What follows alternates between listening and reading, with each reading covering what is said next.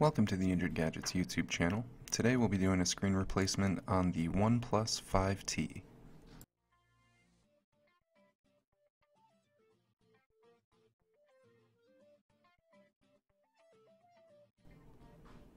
Now the LCD on this device is already broken, but I can feel it vibrate when touching the Touch ID on the back, so I know the device is live.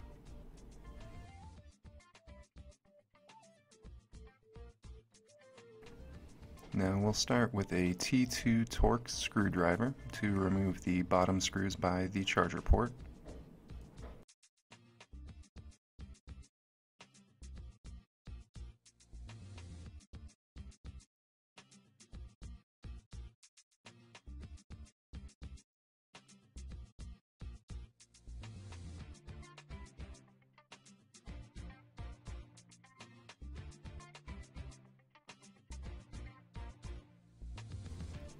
Now we can use our iSesamo or iFlex opening tool, and this device is held together with brackets. There is no adhesive, so you are going to have to work your way around the edge to loosen all of the brackets.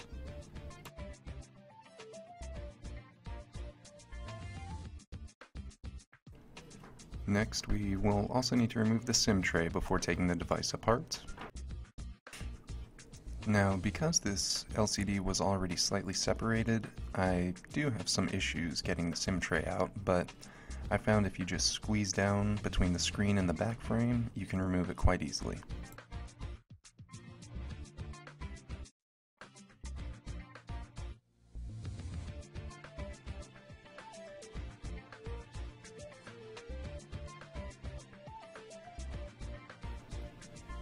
Now that we have the backing frame removed, you can see the Touch ID flex under my thumb and the charger port flex on the top right.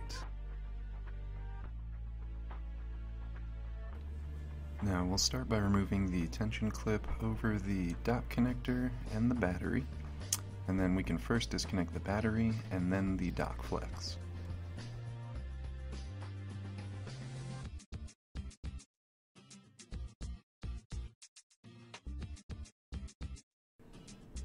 Now we can remove the tension clip covering the LCD flex, and then we will disconnect the LCD flex.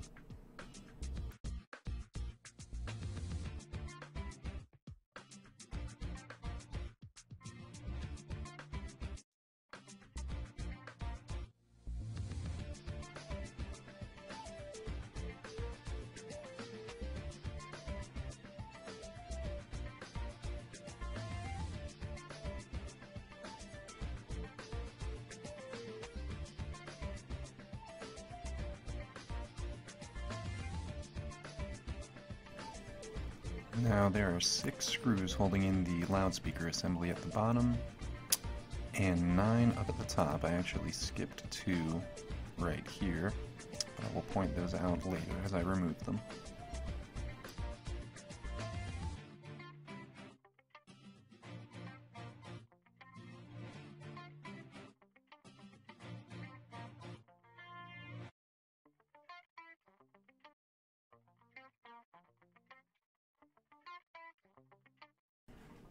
Now to remove the loudspeaker assembly, you can just use a spudger, get some leverage, and it should lift right out.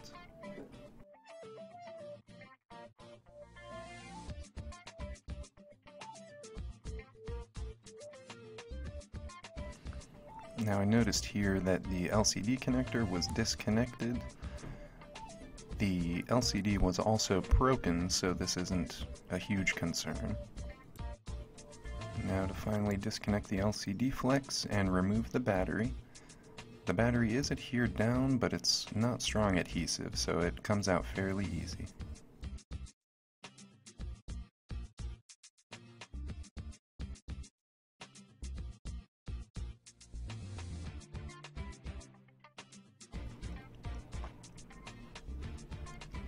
And now for the rear-facing cameras, the tension clip does have a screw on the outer side, so you will need to remove that first, and then if you pull up from the outside, it comes up quite easily.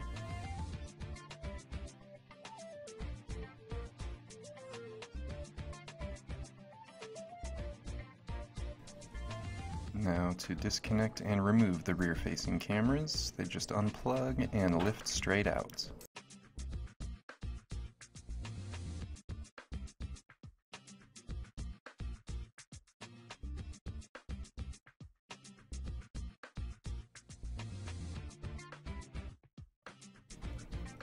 Now to remove the 9 screws holding in the main board. Then we will disconnect the antenna flex, get it out of the way, and then the main board should lift right out.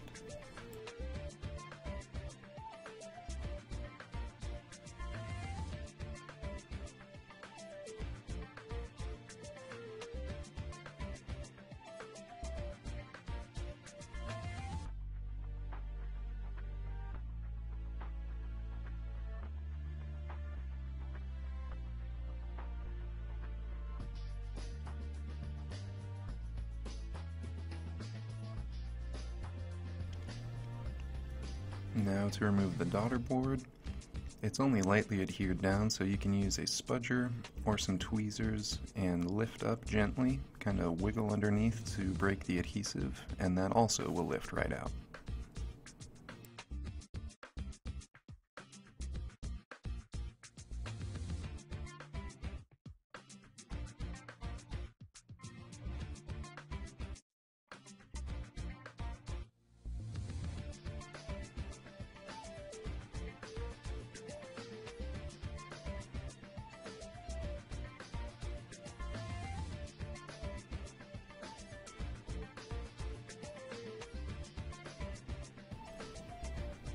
Now we will need to disconnect the other end of the antenna flex before lifting it out, but once that's done, it is good to go.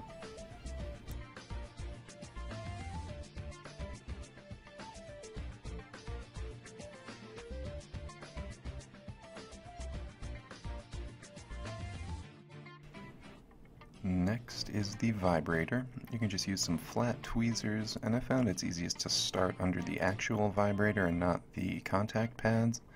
Once that's lifted up, you can work your way down the contact pads, and it should lift right out.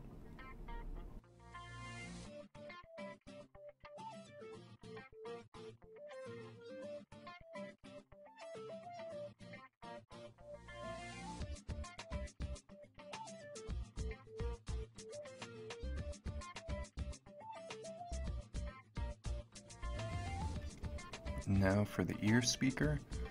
Now this only goes in one way, so remember that the contact points lift on the right side. So when you reassemble it, make sure that the lifted part is on the right side.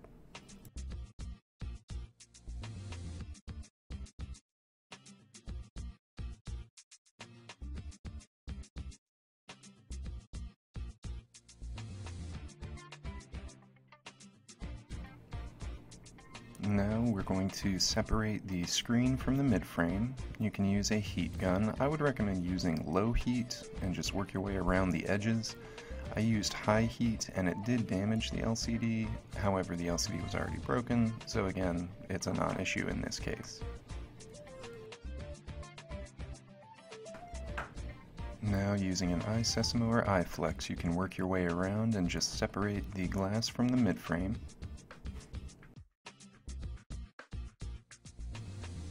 Now the flex connects in the bottom right corner of the screen, and you will want to be careful when removing that corner as to not rip the flex, so just feed it through from the other side carefully.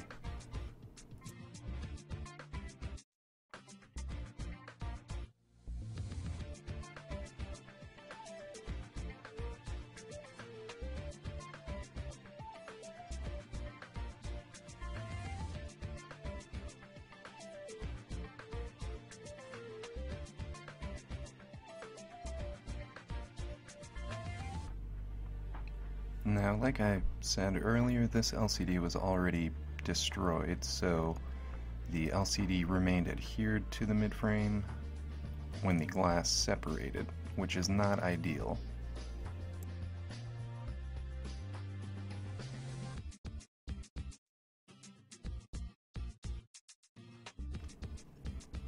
So now we'll just remove the remnants of the LCD, and we can see that this was already repaired as it does not have OEM adhesive.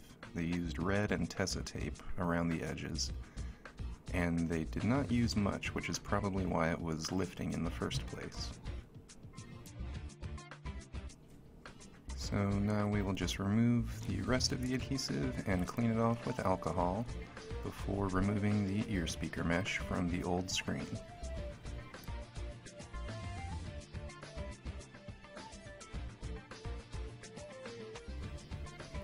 Now you do want to make sure to get it extremely clean. You want your new adhesive to be sitting against the bare midframe with no leftover adhesive in between, as that will loosen its grip on the screen and the midframe.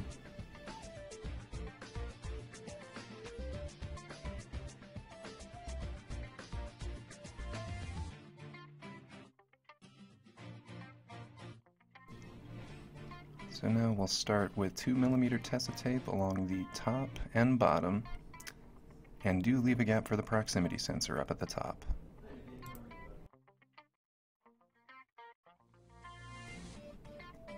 Next, we'll use 1mm Tesa tape along the left and right sides, as there is not much room to work with.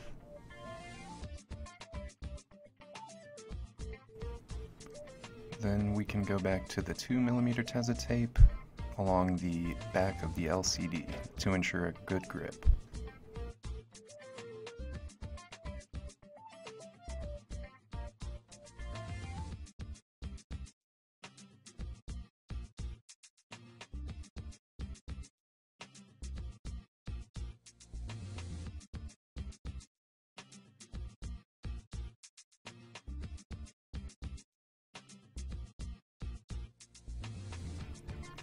Now, before we fully install our screen, we're going to test it just to make sure it works. So we'll just lay it on top of the midframe after feeding it through the port there.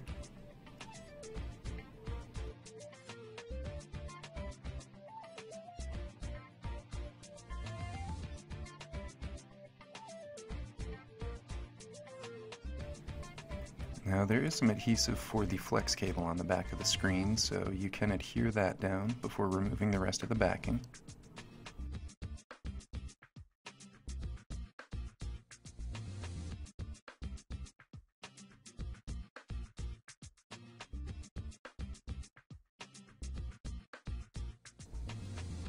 Now we'll just connect the LCD flex before we replace the mainboard and daughterboard.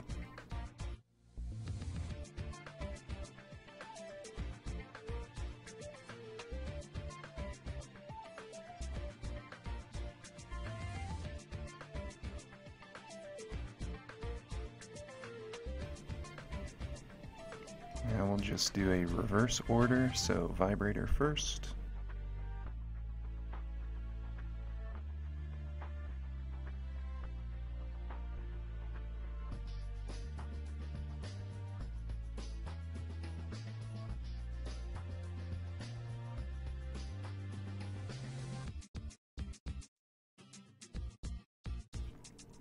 Now, while moving the antenna flex out of the way, we can replace the daughterboard. Again, it's just adhered down, so we'll just get it in position and firmly push down.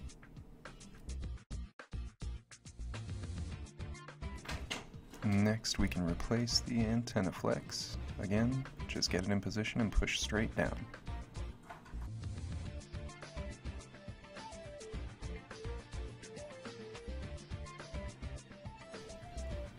Now we can put the ear speaker back in with the lifted side of the prongs on the right, and then the mainboard just lays on top.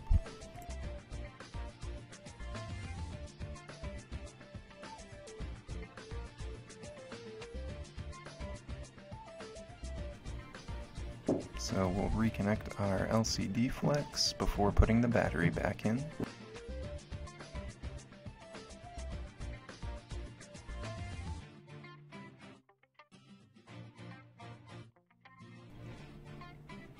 Now, before we replace the battery, we'll just replace all the screws in the main board.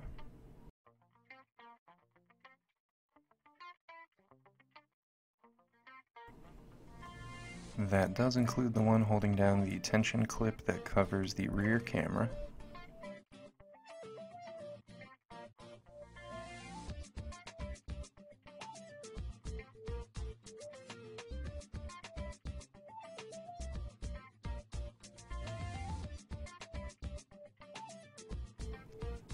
Now to reconnect the mainboard side of the antenna flex.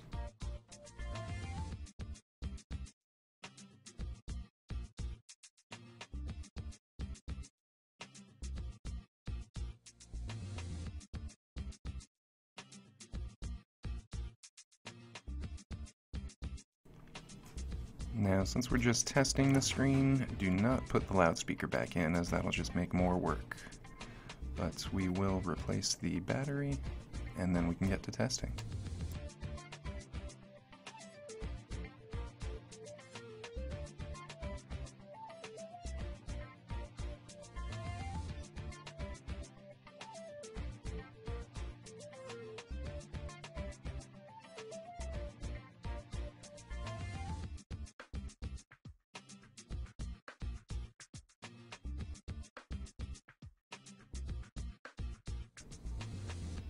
Now to replace the Daughterboard Flex extension.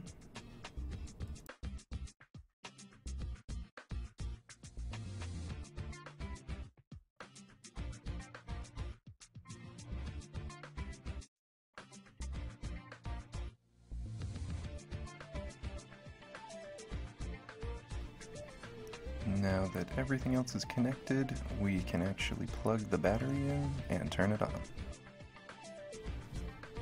Now the power button was actually under some black insulation, so I didn't see it at first, but I just compared with the back of the back frame just to make sure I was looking in the right place.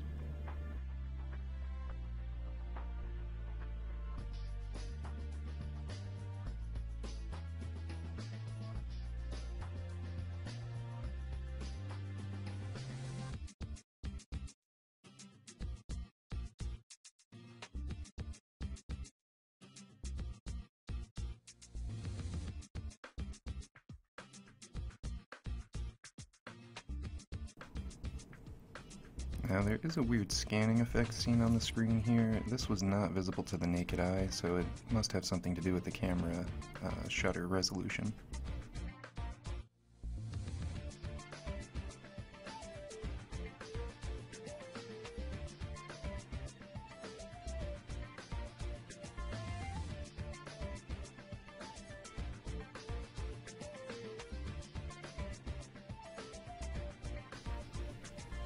Now that we know our screen works, we can go ahead with the full install.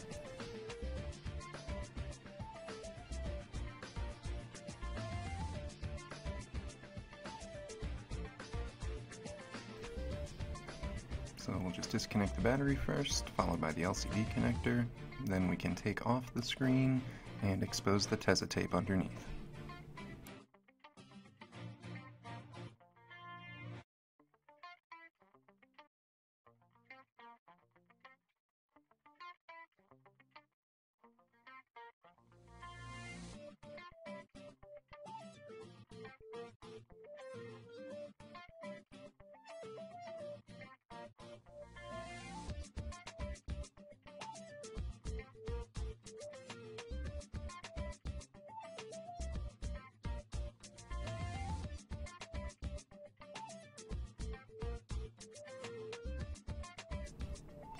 Now again, you'll want to be very careful with the bottom right corner, as it is possible to tear the flex.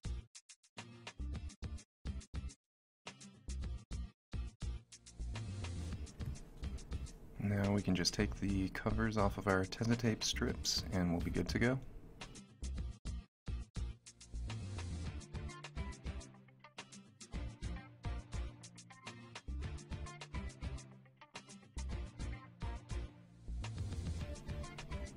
Now when using Tesa tape, you'll want to be very careful and put it down very slowly, as once Tesa gets a grip, it will not let go. So make sure everything is in place.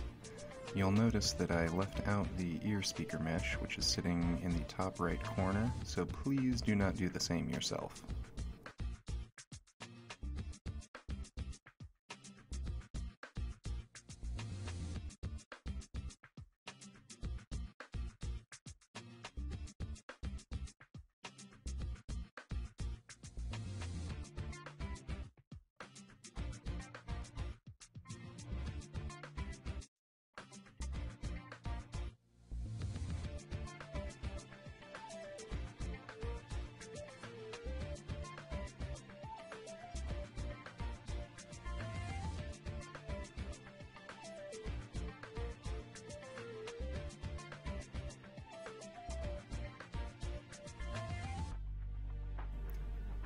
Now, even though the screen was sitting in the mid-frame properly, I did have some issues connecting the flex cable.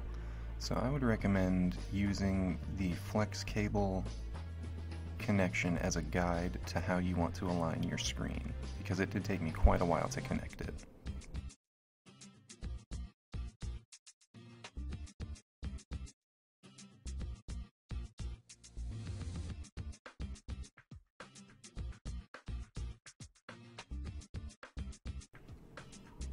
Now we'll test our screen again, making sure the battery is plugged in first.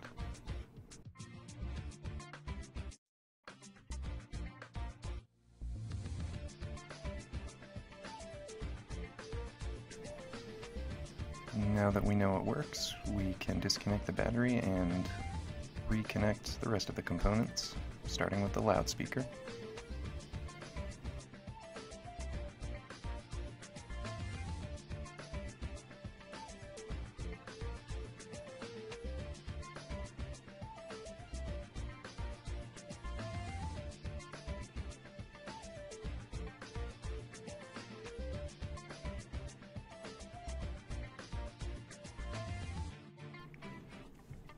Now to put the back frame back on, we'll first connect the dock flex before flipping it over and connecting the Touch ID flex.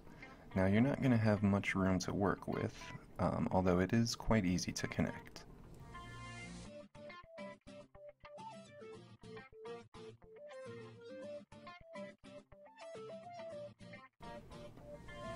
Now when putting the back frame on, make sure to start by wedging the top in first. I made the mistake of not doing that the first time, but there are some clips that need to be wedged in first before you push in the rest of the clips around the edges.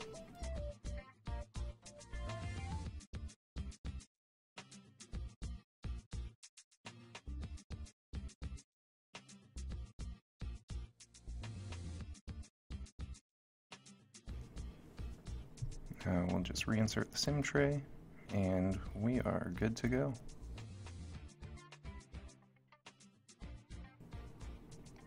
So thanks for watching, everyone. I hope you found this helpful. If you did, please make sure to like and subscribe, and if you have any questions or anything at all, just leave it down in the comments below. Thanks.